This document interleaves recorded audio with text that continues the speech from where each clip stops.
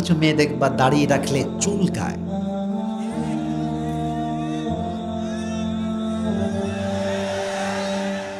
বলে দাড়িওয়ালা ছেলে বিয়ে করবা, গাঞ্জাখোর বিয়ে করবা। কিছু মেয়ে দেখবা দিনদার চরিত্রবান দাড়িওয়ালা পছন্দ হয় না, গাঞ্জাখোর দেখলে বলে ওয়াও এটাই তো আমার দরকার। বাসও খায় সেই লেভেলে। আমি অবাক হয়ে যাই যে দিনদার ছেলে বিয়ে করবে মেয়েরা রাজি হয় না। আর টিকটকার,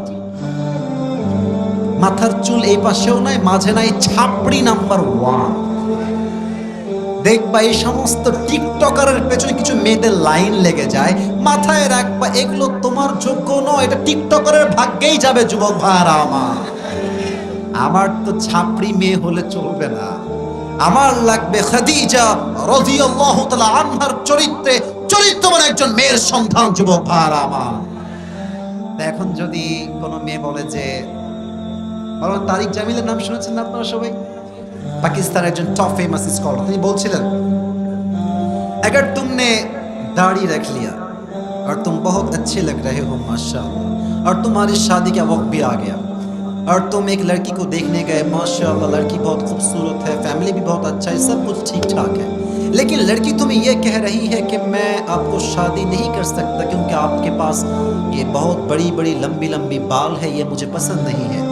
तो तुम नाराज मत होना, तुम तकलीफ में मत आना, तुम ये कह दो कि जो मुझे नबी की सुन्नत की वजह से शादी नहीं करना चाहता उससे तो मैं भी शादी करना नहीं चाहता, और जो मुझे दाढ़ी के लिए शादी करना ही नहीं चाहती वो मेरी बीवी बनने की लायक ही नहीं है। আরে যেই মেয়ে আমাকে বিয়ে করবে দাড়ির জন্য, সুন্নাহের জন্য, নবীর আদর্শের জন্য, সেই তো আমার বাড়ির বউ হওয়ার যোগ্যতা রাখে। যুবক ভাইরা আমার, এবার বলেন তো সবাই মিলে, আমার নবীর মুখে লম্বা লম্বা চাপ দাড়ি ছিল কি ছিল না? বলেন না, ছিল কি ছিল না? নবীর মতো সুন্দর এই তল্লাটে দ্বিতীয় আর কেউ কি হতে পারে? যাদের চেয়ে সুন্দর তুমি, নবী আমার কামলিহি ওয়ালা, দো জাহানের বাদশা তুমি, প্যারা নবী সাল্লে আলা, দো জাহানের বাদশা তুমি, প্যারা নবী সাল্লে আলা, যাদের চেয়ে সুন্দর তুমি, নবী আমার কামলিহি ওয়ালা। সুবহানাল্লাহ পড়বেন না সবাই? 2 নাম্বার প্রশ্ন শেষ। আচ্ছা, আমরা নবীকে তো কেউ সচক্ষে দেখি নাই, দেখেছি? দেখেছি কেউ? আচ্ছা, এটা তো বিশ্বাস করেন, এটা কিন্তু ঈমানের কথা, ঈমানের প্রশ্ন। নবীর মতো সুন্দর যে আর কেউ হতে পারে না, এই বিশ্বাস কি আছে সবার? আচ্ছা, বাম পাল্লা, ডান পাল্লা, এই বাম পাল্লায় পৃথিবীর সমস্ত সৌন্দর্য আমি রাখলাম। সমস্ত সৌন্দর্য, যত সৌন্দর্য হতে পারে, নারীর সৌন্দর্য, কক্সবাজারের ভিউয়ের সৌন্দর্য, আমেরিকার সৌন্দর্য, পুরো পৃথিবীর যত ভিউ আছে, যত বিউটিনেস আছে, যত কিউটনেস আছে, যত মাধুরী আছে, যত সৌন্দর্য আছে, সবগুলোকে আমি বাম পাল্লায় রাখলাম। আর আমি জাস্ট আমার নবীর চোখ কত সুন্দর ডান পাল্লায় রাখলাম। আমি আসিফের ঈমান, নবীর একটা চোখের সৌন্দর্য পুরো পৃথিবীর সৌন্দর্যকে হার মানাবে। দিনাজপুরের ভাই, আমি দেখিনি তোমায় চোখের তারায়, তবুও কত ভালোবেসেছি। ঠিক কিনা বলে? মনের এই ক্যানভাসে তোমার ছবি ভাসে, তোমার প্রেমে যেন পড়েছি। সুবহানাল্লাহ পড়বেন না সবাই? উহুদের ময়দানে রক্ত ঝরালে দিন কায়েমের জন্যে, চিনল না তো তায়েফবাসী মনুষ্য জাতে ছিল শূন্যে, কত জ্বালাতন সয়েছ তুমি, সেই কাহিনী শুনে কেঁদেছি। মনের এই ক্যানভাসে তোমার ছবি ভাসে, তোমার প্রেমে যেন পড়েছি।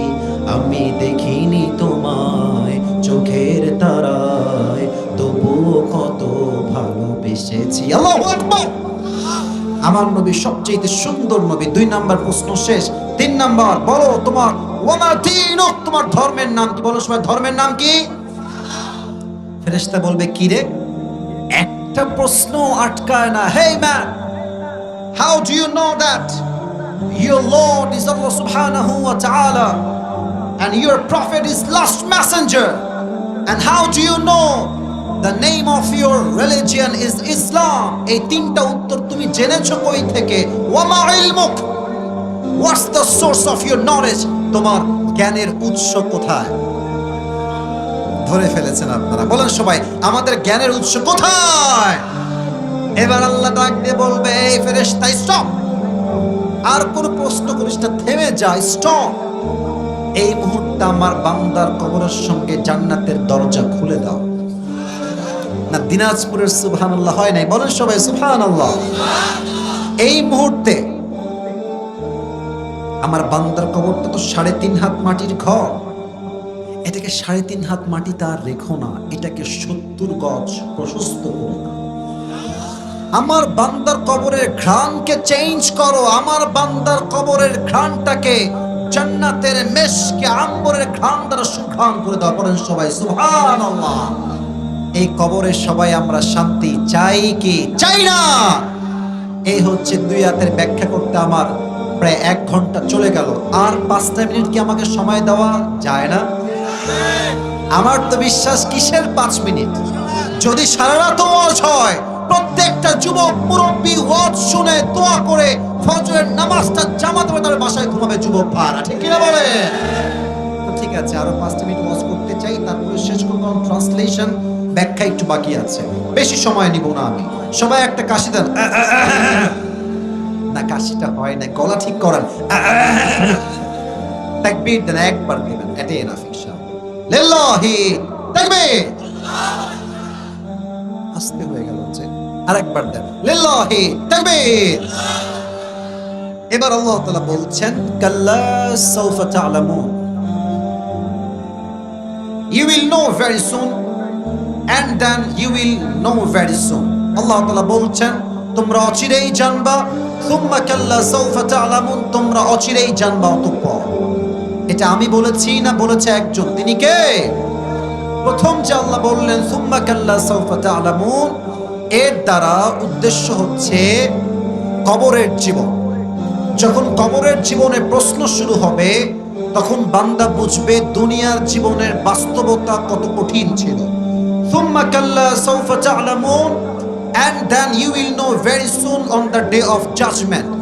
হাসরের দিবসে যদি কোনো বান্দা জান্নাত পেতে চায়, দিনাজপুরের ভাইরা আমার হাত দেখে বলেন তো সবাই, বান্দা জান্নাত পেতে চাইলে আমলনামা 100তে কত হওয়া লাগবে? 100তে 100 নয়, 100তে 51, 51। বলেন সবাই 51। আল্লাহ বলছেন তুম্মা কাল্লা সাউফা তা'লামুন, এর দ্বারা তাফসীরে আসছে এর দ্বারা পরকালের জীবন, কিয়ামতের দিবস উদ্দেশ্য। আমি সময় আর বেশি নিব না, এই আয়াত পর্যন্তই তাফসীর শেষ হবে। তবে হ্যাঁ, একটা হাদিস বলে শেষ করতে চাই। একজন বান্দার আমলনামা, ডান পাল্লা বাম পাল্লা, আমার 2 হাত দেখেন সবাই, এই সবাই বসে আছেন, কেউ যেন উঠে না যায়।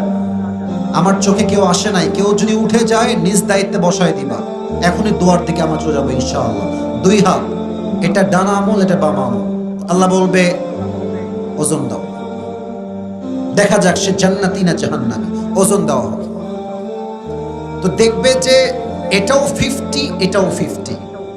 আবারও বলছি, এটাও 50, এটাও 50, সেম, ইকুয়াল, বরাবর, कोई भी फर्क नहीं है, दोनों बराबर है, দুইটাই সমান সমান। তো বলেন এবার বুঝে থাকলে উত্তরটা। এখন বান্দা জান্নাতে যেতে চাইলে আমল লাগবে আর কয়টা? কথা কোন সবাই, কয়টা?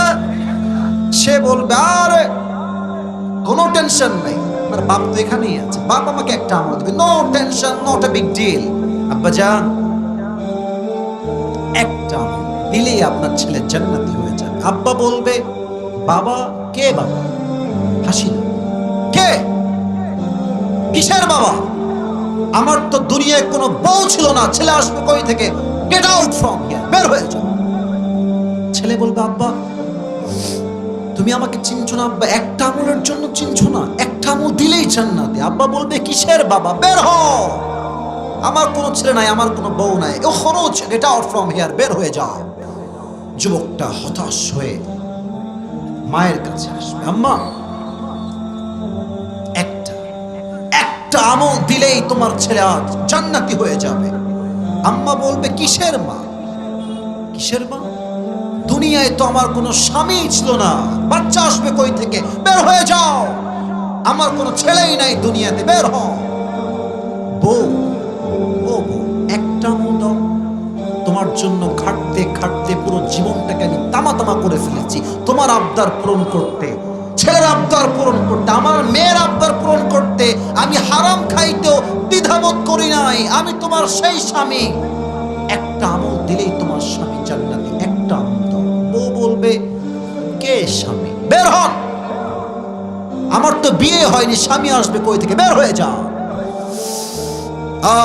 ইয়াউমা ইয়াফিরুল মারউ মিন আখি ওয়া উম্মিহি ওয়া আবিহি, ভাই তার ভাইকে চিনবে না, মা তার সন্তানকে চিনবে না, কেউ কাউকে চিনবে না। এবার বান্দা হতাশ হয়ে বসে যাবে। একজন যুবক আসবে, এই ভাই তোমার কি হয়েছে, তুমি হতাশ কেন, কি লাগবে তোমার? বলবে আরে ভাই আপনি কে, আপনি জানতো বাপ চিনছে না, মা চিনছে না, আপনি কে হেল্প করবেন? বের হন, আপনি আমাকে কোনো সহযোগিতার হাত বাড়াতে পারবেন না।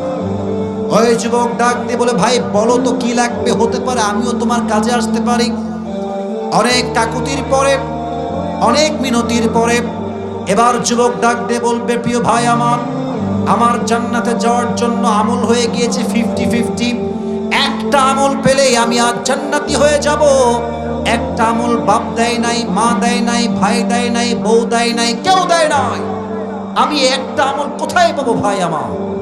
ওই ভাই বলবে ভাই টেনশন নাই, ওই একটা আমল আজকে আপনার ভাই আমি আপনাকে দান করব। না সুবহানাল্লাহটা দিনাজপুরের হয় নাই, পরে সবাই সুবহানাল্লাহ। সত্যি সত্যি আপনি দিবেন ভাই? আরে ভাই লাগবে কিনা তাই কর। হ্যাঁ হ্যাঁ অবশ্যই লাগবে, দেন দেন দেন। এই হাদিসটা আমি প্রথমে পড়ি নাই, এই হাদিসটা আমি শুনেছিলাম তারিক জামিলের থেকে, আমি ওনার বড় একজন ফ্যান বলতে গেলে। তো উনি বললেন যে যুবকটা বলবে আপনি সত্যি দিবেন? अरे यार मैं देने वाला हूं, तुम लेना चाहते हो कि नहीं ये तो पहले बताओ। निबा तुम ये আমলটা यार जरूर लेना चाहते हो, मुझे एक আমল अभी के अभी दे दो। একটা আমল নিয়ে সোজা আল্লাহর কাছে দৌড় দিবে, আল্লাহ পেয়ে গেছি, বাস আমাকে জান্নাত দাও। আল্লাহ বলবে आज तुझे एक अमल किसने दिया?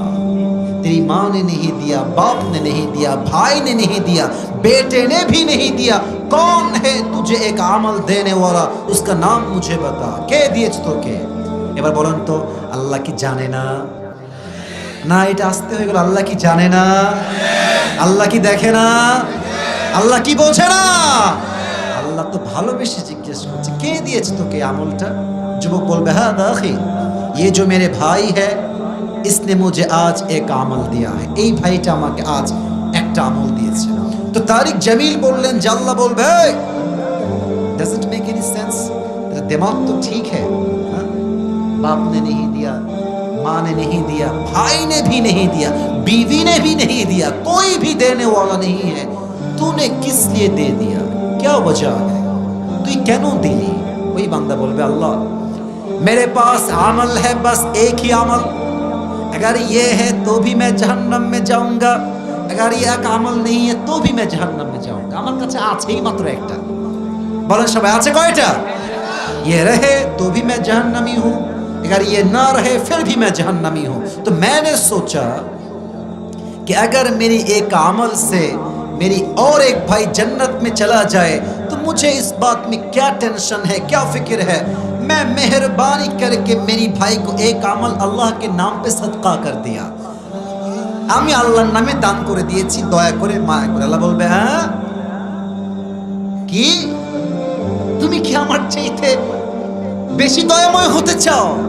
নো নো নো, আনার রহমান আনার রহিম, I am the most merciful, I am the most gracious, I am the most kindful Lord, मुझसे बड़ा मेहरबान और कोई नहीं हो सकता।